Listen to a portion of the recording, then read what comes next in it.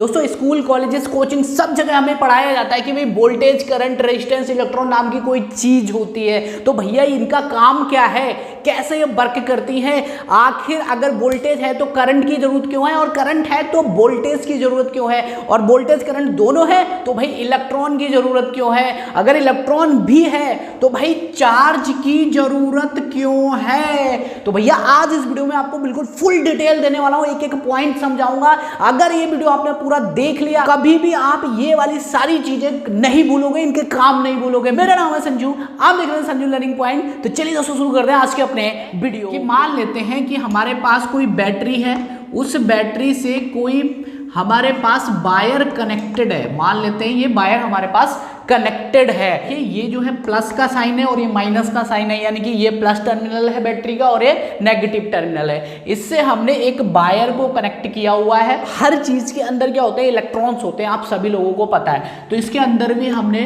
कुछ electrons indicate कर दिए हैं, ये मान लेते हैं इलेक्ट्रॉन्स हैं इसके अंदर। तो देखिए होता क्या है, जनरली हम सबको पता है कि बैटरी क्या है, एक सोर्स है जी। बैटरी क्या है, एनर्जी का सोर्स है, मतलब उसके अंदर एनर्जी होती है बैटरी के अंदर। तो अब देखिए होता क्या है, बैटरी के नेगेटिव पोल से इलेक्ट्रॉन निकलता है, सबको पता है।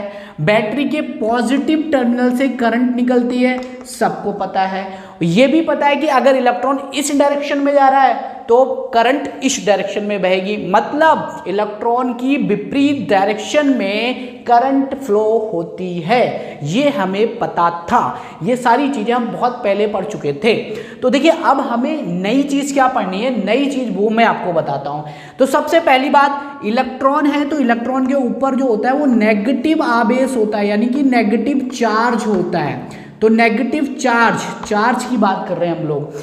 तो सबसे पहली बात, अगर किसी भी सर्किट में हमें करंट को फ्लो कराना है तो वहां पर हमें आवेश को दौड़ाना पड़ेगा, मतलब चार्ज को दौड़ाना पड़ेगा। जब तक चार्ज नहीं जाएगा तब तक आपकी करंट फ्लो नहीं होगी, क्योंकि हमने डेफिनेशन में भी पढ़ा है कि आवेश प्रवाह की दर को हम धारा कहते हैं, यानी कि करंट कहते हैं। जब तक आवेश फ्लो नहीं होगा तब तक करंट फ्लो नहीं होगी। तो अब होता क्या है, देखिए बैटरी का जो नेगेटिव पॉइंट है यहां से इलेक्ट्रॉन निकलता है, और बैटरी क्या है, सोर्स ऑफ एनर्जी है।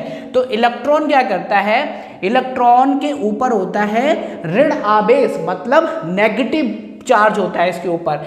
तो ये इलेक्ट्रॉन जब यहां से निकलता है तो बिल्कुल एनर्जी से भरा हुआ होता है और इसके ऊपर नेगेटिव चार्ज होता है। तो इसका मतलब इलेक्ट्रॉन अपने ऊपर चार्ज को लाद कर ले जाता है और वायर के अंदर छोड़ देता है।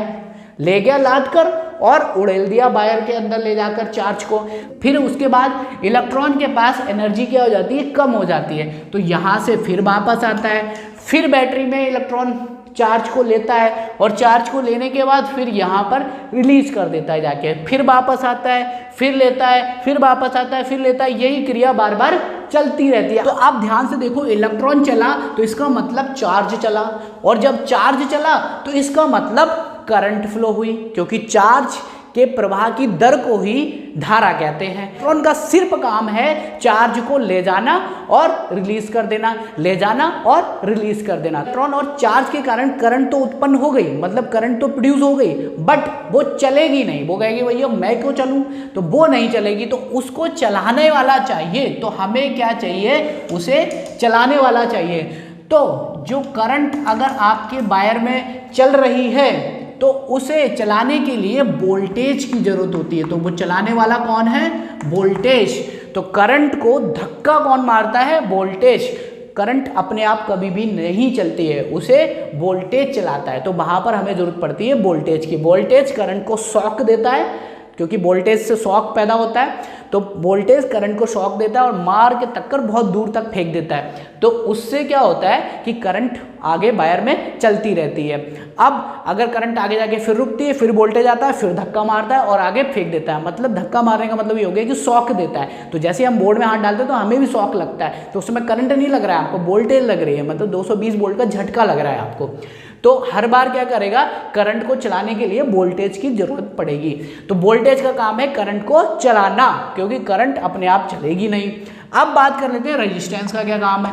अब देखिए रेजिस्टेंस की अगर बात करें, किसी वायर में अगर करंट फ्लो हो रही है, मान लो 10 एम्पीयर की करंट फ्लो हो रही है और उसके आगे हमने रेजिस्टेंस लगा दिया, तो रेजिस्टेंस का काम है करंट को रोकना। रेजिस्टेंस का क्या काम है, करंट को रोकना।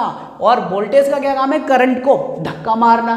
तो एक करंट को रोकता है और एक करंट को धक्का मारता है। तो फिलहाल हमें सारी चीजें समझ में आ गई कि इलेक्ट्रॉन का काम है केवल आवेश को ले जाकर रिलीज करना और आवेश का काम है करंट को उत्पन्न करना।